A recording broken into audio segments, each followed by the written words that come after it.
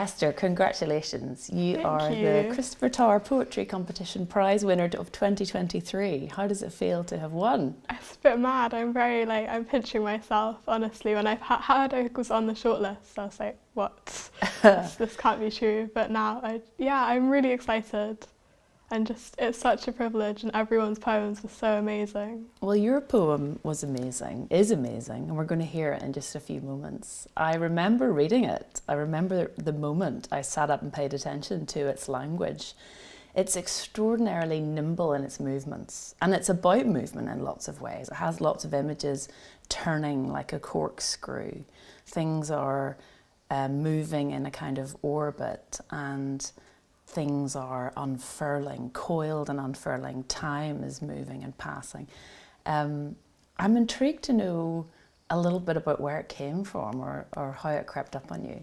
I think it's quite a funny poem for me because it came from I reckon if you go through my little Word document, there are about 6 or 7 poems that very much I needed to write this poem, but I do not want to see the light of day ever.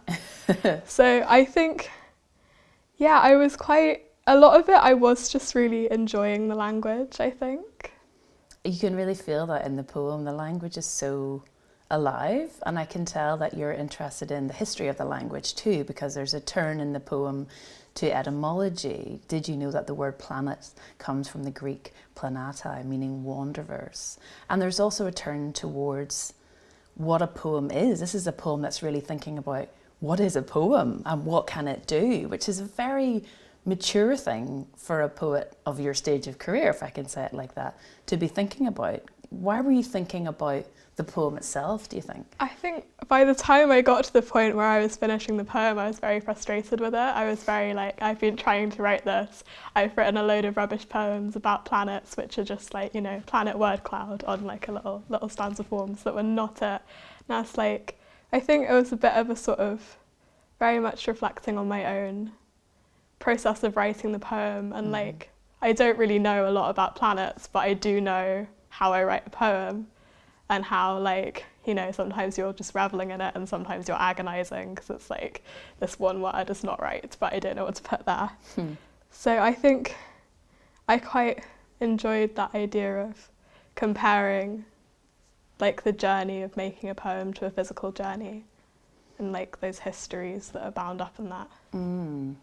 The wandering that happens in the process of writing, maybe. And I love this idea that you end on it. The poem can hold you, and that the poem can contain presence and meaning and enfold inside it all sorts of things. This is a very expansive poem in its reach and its images and its history and in its big, lovely, big, long lines as well. And yet it's it settles on this sort of stillness, which I really like.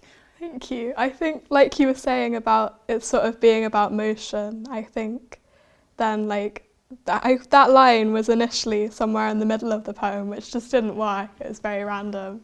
And I kind of realised, as you finish the poem and you read it and it's a product, you do have that space. You're no longer sort of looking around trying to work out what goes where and where you are and where, your thoughts are on the page. And it's you can just sit in it, which is really nice. Yeah, absolutely. And it's hard to end poems well. Endings are really hard. And this was a really surprising ending, which made it a really satisfying ending, because at the start of this poem, I wouldn't have predicted where it was going to take me in its, I don't know, however many lines we have here, 20 maybe or so. Do you know what I mean? Yeah, I mean, in a page, let's say. And it's lovely when a poem can surprise you, and also when it can step off and conclude in a way that is really satisfying. So we'd love to hear you read the poem if you would do us the honour of that for us. So this is the Flâneur. You float through this atmosphere like it's a mirror or a lake, where you dilute your consciousness and go swimming, turning, like a corkscrew or a tube of lipstick, or the ribbon that your mother used to tie the ends of your plaits with. Coiled and then unfurling, time lapsed, a familiar film, a stop-motion spin. You let the planets govern you like gods that you can see but never hold. Waiting for new life like the silence between heartbeats, you carve out a space for new holiness. And it looks an awful lot like a constellation, And did you know that the word planets comes from the Greek planetae, meaning wanderers? You are a wanderer like a planet is. You are as free as the poem you are trying to write, and watch as it forms on the page like a city or a canyon, telluric. In your attempts to capture, you like to roam across the nebulae with the flickering grace of a gramophone's needle, as it lowers itself into arches and chasms of black plastic. You lose yourself in the halls and folds of the sky like a tempest. You are austere, you are an auteur. You are an acolyte, devoted as a child is to finding the ocean in a seashell. You do not yet know that a poem, like a planet, can hold you for a while.